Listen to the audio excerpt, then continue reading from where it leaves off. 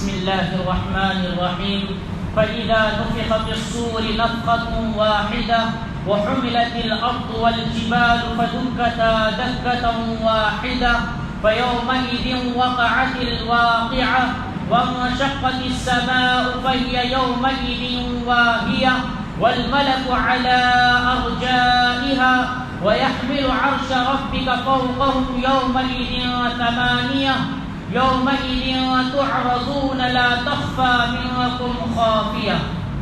شروع کرتا ہوں اللہ رب العالمین کے نام سے جو بڑا مہربان نہایت رحم کرنے والا ہے.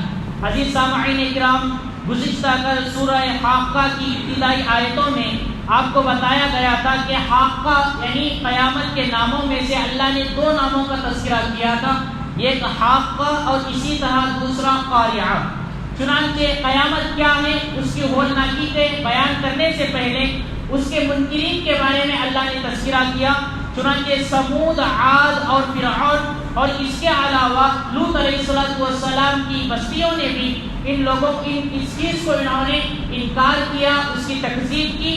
چنانچہ اللہ رب العالمین نے ان کے ساتھ کیا کیا، کس طرح کے ساتھ اللہ نے انہیں سزائیں دی، اس کے بارے میں آپ حضرات کے سامنے باتیں آ چکی ہیں. نیز اسی طرح حضرت نوح علیہ السلام کی جو قوم ایمان لے آئی تھی ان کے ساتھ اللہ نے کیا کیا. پھر اللہ نے مخاطبین مکہ سے کس طرح سے اللہ نے وہاں پر خطاب کیا تھا وہ باتیں بھی آپ کے سامنے آ چکی ہیں. جب قیامت کی بات اور اس کے منکرین اور اسی طرح انہیں سزائیں دینے کے بارے میں باتیں ہو گئی، اب آگے اللہ رب العالمین قیامت کس طرح سے ہوگی، کیسے پیش آئے گی، اس کو یہاں پر چند آیتوں میں بیان فرما رہے ہیں. چنانچہ اللہ کا فرمان ہے فَإِذَا نُفِخَ فِي الصُّورِ نَفْخَةٌ وَاحِدَةٌ، اور جب سور میں ایک پھونک ماری جائے گی، سور میں ایک پھونک جب پھونکی جائے گی، ماری جائے گی. چنانچہ ترمذی شریف کی روایت میں حضرت عبداللہ بن عمر رضی اللہ تعالی عنہما سے مرفوعاً انہوں نے روایت نقل کی ہے جس میں یہ بات ہے کہ سور ایک سینگ کی طرح کوئی چیز ہے جس میں سور پھونکا جائے گا. حضرت اسرافیل علیہ السلام پھونک ماریں گے. چنانچہ حضرت اسرافیل علیہ السلام جس وقت پہلی پھونک ماریں گے جسے نفخہ اولا کہا جاتا ہے، تو سارے لوگ، سارے جاندار اس وقت کیا ہو جائیں گے، مر جائیں گے اور سب کی وفات ہو جائے گی، موت ہو جائے گی. اور اسی طرح جب نفخہ ثانیہ ہوگا، دوسری مرتبہ سور پھونکی جائے گی، سارے لوگ اپنے قبروں سے جو کہ مردہ تھے ابھی واپس ہو کیا ہو جائیں گے، زندہ ہو جائیں گے. یہی بات قرآن سے اور احادیث سے معلوم ہوتی ہے. چنانچہ اللہ نے کہا جب سور میں ایک پھونک ماری جائے گی وَحُمِلَتِ الْأَرْضُ وَالْجِبَالُ، اور زمین کو اور پہاڑوں کو اٹھا لیا جائے گا. یعنی زمین کو اور ان پہاڑوں کو، جو کہ زمین اپنی جگہ میں برقرار ہے، قرار پکڑی ہوئی ہے، اور اسی طرح سے پہاڑ بھی اپنی جگہ میں وہ کیا ہے، جمے ہوئے ہیں. لیکن قیامت کے روز یہ پہاڑ جو کہ جمے ہوئے ہیں اور یہ زمین جو کہ قرار پکڑی ہوئی ہے، یہ دونوں اٹھا دیے جائیں گے، یعنی اپنی جگہ سے ہٹ جائیں گے.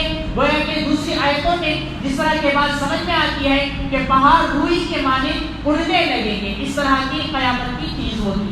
چنانچہ اللہ نے اس کا بھی یہاں پر تذکرہ کرتے ہوئے کہا زمین کو اور پہاڑوں کو اٹھا لیا جائے گا فَدُكَّتَا دَكَّةً وَاحِدَةً، اور ایک چوٹ کی وجہ سے وہ ریزہ ہو جائیں گے.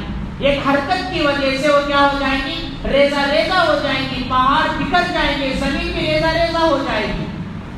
فَيَوْمَئِذٍ وَقَعَتِ الْوَاقِعَةُ، تو اس دن واقع ہونے والی چیز واقع ہوگی. یعنی وہ جو کفار کہا کرتے تھے کہ قیامت کب آئے گی، اس کا وقت بتاؤ، اس کے وہ کس طرح سے واقع ہوگی. چنانچہ اللہ نے کہا قیامت جب آئے گی پہاڑ کو اور زمین کو اٹھا لیا جائے گا، اور ان دونوں کو جو اتنی بڑی مخلوق اللہ کی یہاں پر ہمیں نظر آ رہی ہے یہ چیز بھی ریزہ کر دی جائے گی، تو اس وقت قیامت واقع ہوگی. چنانچہ اس صورت میں تیسرا نام اللہ رب العالمین نے قیامت کا یہاں پر تذکرہ کیا کہ واقعہ بھی کہا جاتا ہے، قاریعہ اور اسی طرح حاقہ جس طرح سے نام کا تذکرہ آیا تھا پچھلی آیتوں میں، تو آج کی آیتوں میں ایک دوسرا نام اللہ نے قیامت کا تذکرہ کیا کہ اسے واقعہ بھی کہا جاتا ہے، کیونکہ وہ واقع ہوتی ہے، ثابت ہوتی ہے. آگے اللہ کہتے ہیں وَانشَقَّتِ السَّمَاءُ فَهِيَ يَوْمَئِذٍ وَاهِيَةٌ، اور آسمان پھٹ جائے گا. آسمان کیا ہو جائے گا؟ پھٹ جائے گا.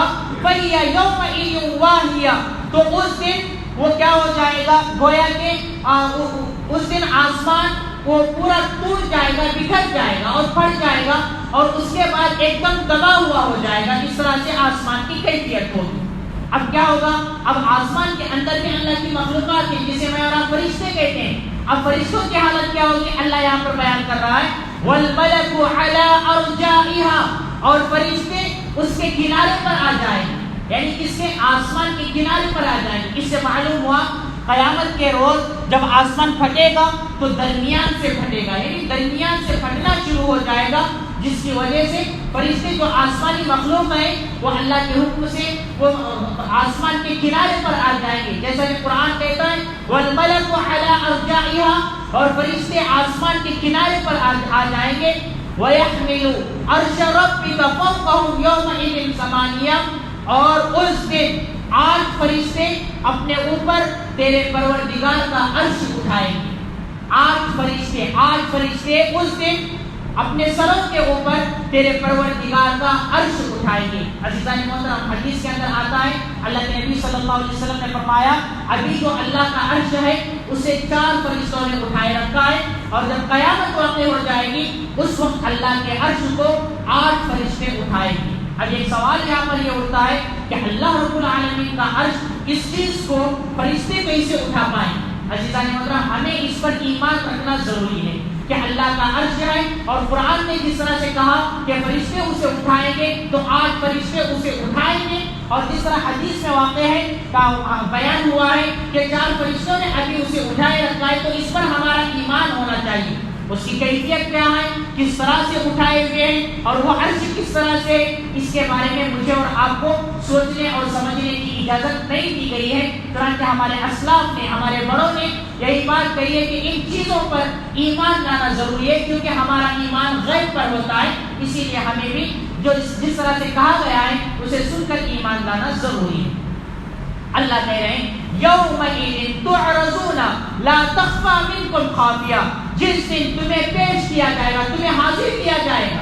اے لوگوں، یہ قیامت والا ہی دن ہوگا کہ اس کے بعد تمہیں مار دیا جائے گا، یہ ساری چیزیں برباد ہو جائیں گی، اور تمہیں اللہ کے حضور پیش کیا جائے گا، اللہ کے سامنے پیش کیا جائے گا. لا تخفى منکم خافیہ، اور تمہارا کوئی بھید چھپایا نہیں جائے گا، یعنی تمہارا کوئی گناہ ہو اسے بھی نہیں چھپایا جائے گا. ایک دوسرا معنی مفسرین نے یہ بھی کیا ہے کہ اس دن انہیں چھپنے کی کوئی جگہ نہیں ملے گی، کہ نہ کوئی غار ہوگا، کوئی پہاڑ ہوگا جس کے پیچھے وہ اپنے آپ کو چھپائے، کوئی درخت ہوگا جس کے پیچھے اپنے آپ کو چھپائے ہوئے ہوں گے. ایسا کچھ نہیں ہوگا. عزیزان محترم، اس آیت کے ذیل میں مفسرین نے بیان کیا ہے کہ اللہ کے عرش کو فرشتے اٹھا کر کے جہاں پر حساب و کتاب ہو رہا ہے وہاں پر حاضر کریں گے، اور اس کے بعد سارے لوگوں کو اللہ کے سامنے پیش کیا جائے گا.